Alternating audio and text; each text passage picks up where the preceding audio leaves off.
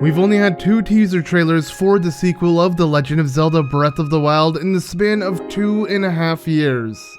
And while I can only hope that we get more info very soon, I thought it would be fun to do a recap on the story we know so far. Now you may assume with only 2 small trailers, there is no way I can make out any story from it, but you'd be surprised with how much these trailers have given away. As once you rearrange the clips in these teasers in a proper order, you can easily follow how the early story of the game will play out. So to start off, let's jump back to the very end of Breath of the Wild and see how it leads to the events of the sequel.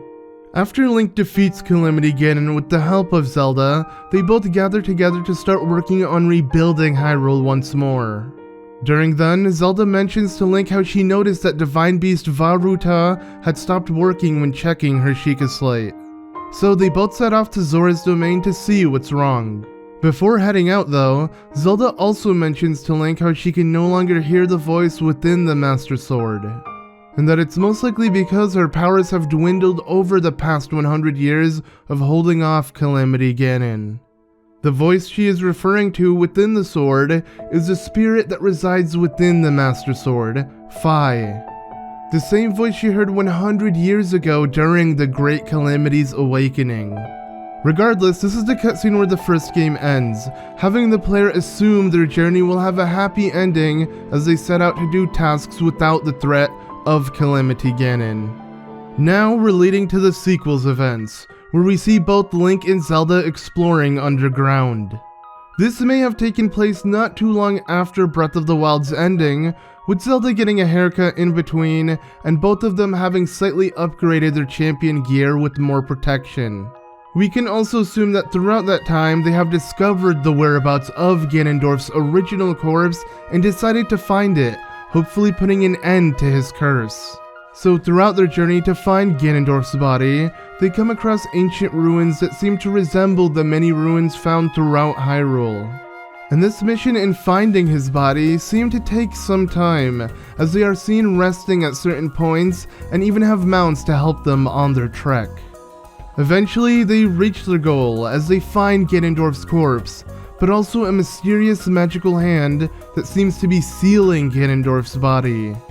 This hand has ancient text that spirals out of it and seems to be the reason why Ganondorf's spirit is unable to re-enter his corpse.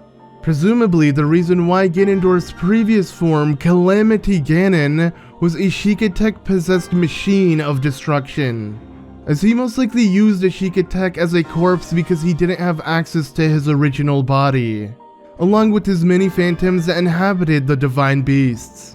And unfortunately for our heroes, this all comes to an end, as something or someone causes that seal to break. With the seal broken, it then causes all the malice pouring either in or out of Ganondorf's corpse to then explode with force, shaking the underground ruins and causing the floor Link and Zelda were standing on to break, this leading to Zelda losing her balance and falling below. But before that, Link tries to save her by grabbing her hand, but fails, and instead of falling with her, the hand that was sealing Ganondorf's body grabs Link and saves him. From there, Link and Zelda are once again split up, with Zelda falling below with Ganondorf's corpse who came along with her, as Ganon's spirit re-enters it, animating his body once more and giving him control of his previous powers. And this puts Ganondorf in the perfect position, as he now has access to his body and Princess Zelda as hostage. And whether it's the power of the malice erupting everywhere or the power of Ganondorf himself, Hyrule Castle is then risen above ground, making it Ganondorf's castle once more, similar to how he turned the castle into his tower in Ocarina of Time, floating in the sky. And that may be all of what we know of Ganondorf and Zelda until Link is able to make his way back to them, as Zelda is once again captured by Ganondorf, awaiting for Link to save her.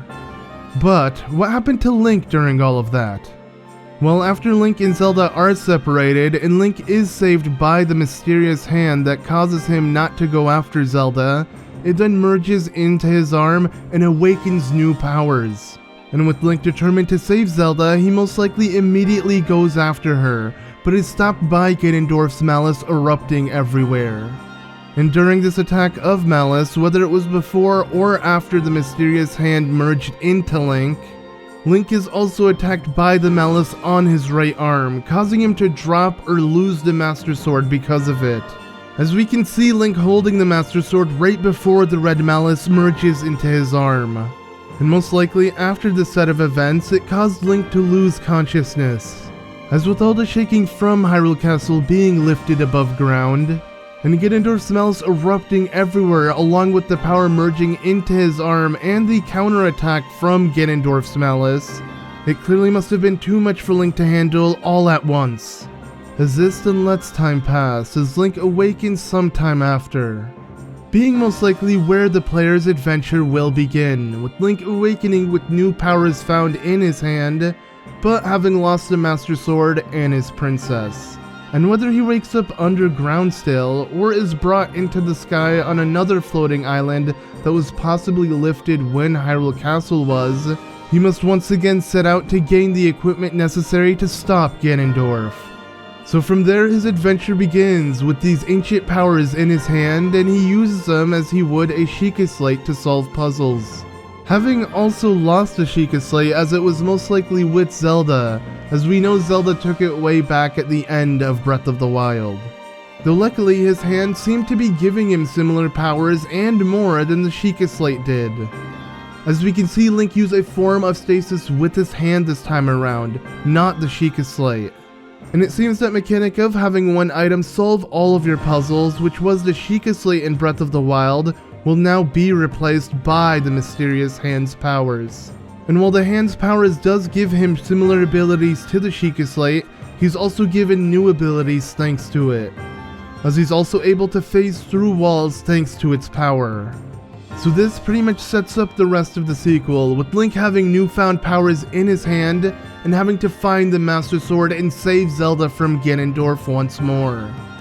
Though I haven't really broke down what the new powers in his hands could be caused of, so here's my theory. My first one is a bit simple, and that is the fact that since it can do similar things to the Sheikah Slate, that it could be related to the Sheikah. As the Sheikah may have went out of their way to manifest the power of the Triforce of Courage and use it as a seal against Ganondorf's body. And this wouldn't be much of a surprise as the Sheikah seem to have done everything they could throughout Breath of the Wild. From the towers to the guardians to the shrines, the Sheikah have went above and beyond to make sure Hyrule's safe thanks to their technology. It's almost as if they tried to replace Hyrule's hero with all the heavy lifting. So what if 10,000 years ago they used the power of the Triforce of Courage and created a hand that sealed Ganondorf's body, which made Calamity Ganon because Ganondorf had no body to re-enter. As the Sheikah have denied him any access to his original body because of the seal, so he was forced to become Calamity Ganon. And this would explain why the seal was broken the second Link came in contact with it, as the power of the Triforce of Courage is meant for the hero of Hyrule, so the second Link came in contact with it, the seal broke and it went towards Link.